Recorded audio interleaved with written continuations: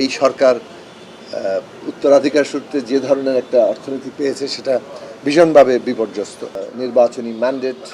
জনগণ যে বিরাট আস্থা এবং ভরসা নিয়ে এই সরকারকে নির্বাচিত করেছে, এই সরকারের পরিষ্কার লক্ষ্য আছে, পরিকল্পনা আছে এবং সেটা বাস্তবায়ন করার জন্য তো সমগ্র প্রশাসন এবং বিশেষভাবে জেলা প্রশাসন মাঠ পর্যায়ে অত্যন্ত গুরুত্বপূর্ণ। সেই বিষয়গুলো নিয়ে মূলত আলোচনা হচ্ছে যে কিভাবে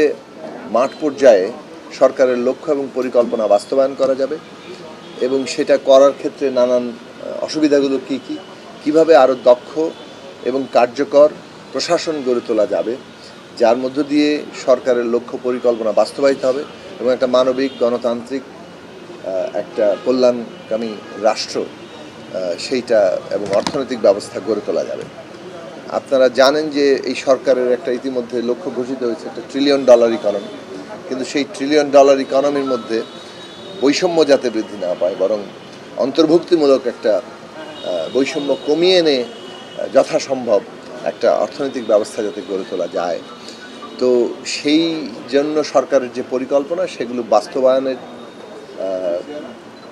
উপযোগী একটা যাকে বলে প্রশাসনিক ব্যবস্থা গড়ে তোলা, সেটা নিয়ে আলোচনা শুরু হয়েছে এবং প্রত্যেক মন্ত্রণালয়ের পক্ষ থেকেই তাদের ইতিমধ্যে যে প্রস্তুতিগুলো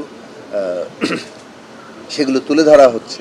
এবং এই ক্ষেত্রে জেলা প্রশাসনের দিক থেকে যে বাধাগুলো আসে, যে সমস্ত সমস্যার তারা মুখোমুখি হন, সেই সব বিষয়গুলো নিয়ে তারা প্রশ্ন করছেন, তারা তাদের মতামত দিচ্ছেন এবং একটা ইন্টারাকশনের মধ্য দিয়ে আমরা কতগুলো ধারণার মধ্যে পৌঁছাচ্ছি। আগে তো পঞ্চবার্ষিক পরিকল্পনা ছিল,